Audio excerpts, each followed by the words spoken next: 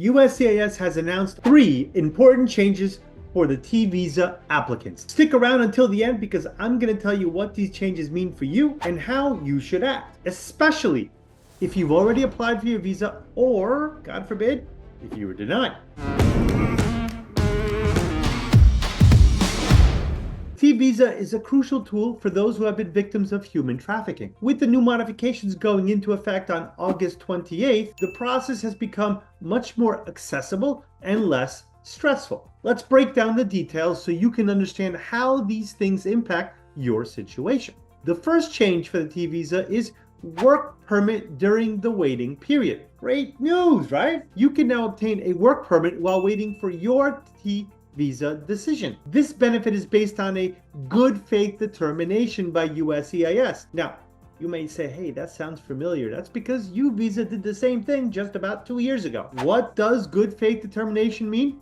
I'm glad you asked. It's a preliminary investigation where USCIS reviews your application to ensure that it meets the very basic requirements. Like, did you sign the application?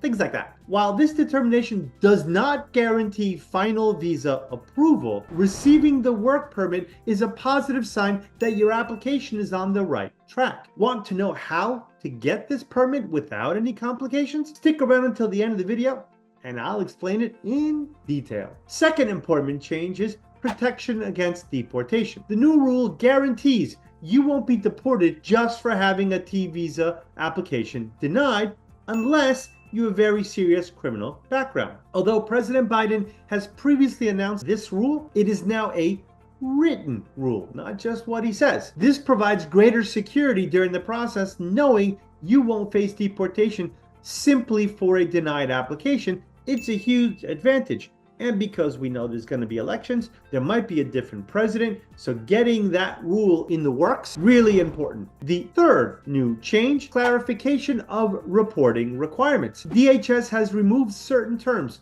not just to clarify them, but also to ensure consistency. For example, they eliminated the definition of involuntary servitude. Yeah, I'm sure nobody but an attorney actually knows what that means, right? But they removed it for greater clarity.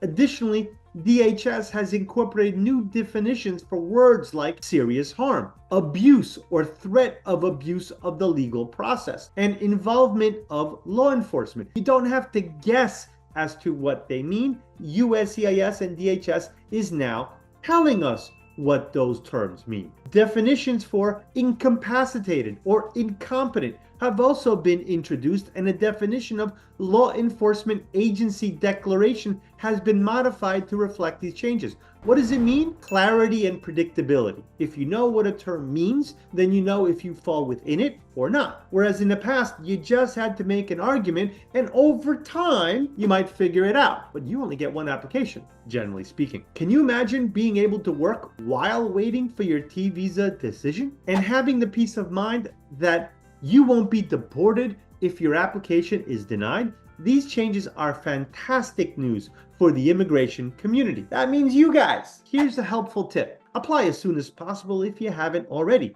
With the cap of 5,000 T visas per year and the new benefits, it's very likely that you're going to get more applications and application times will increase, meaning it's going to take longer. Don't wait to submit your application, especially with potential changes in the US government due to these elections. To get the latest updates on processing times, you can check out my video, which I'll leave in the comments below. Now, what to do if your application is denied? If your application is denied, you could be at risk of deportation, especially if you don't have any other immigration status. Again, we said before, with the changes, a denial does not mean you get put into removal. However, if you have a serious criminal background, that could be a problem. The government can consider factors like your cooperation in human trafficking investigations if your application gets denied. Consult with an immigration attorney to explore options such as appealing the decision or seeking other types of immigration relief. An immigration attorney is essential in this process. We can help you properly prepare your application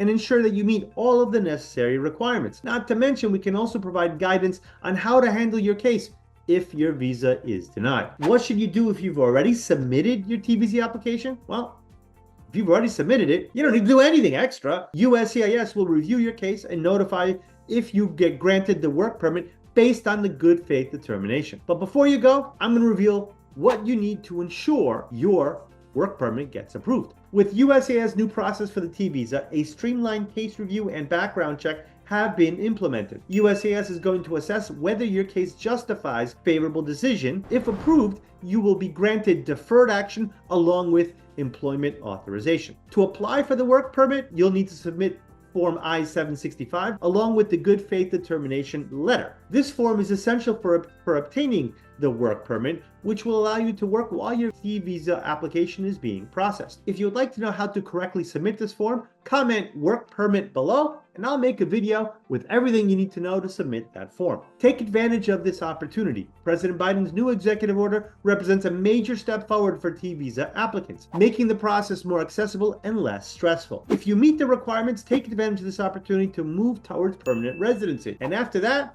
citizenship. Do you have questions about how these changes might affect you? Leave your comments below. If you haven't applied for your T visa yet, I recommend contacting us as soon as possible to start your process. And don't forget to subscribe for more updates and immigration tips. Stay informed, stay safe, and remember, we're in this together. See you next video. Hey, did you like the video? I invite you to watch another video where I share more tips on how to protect your reputation as an immigrant. Until next time.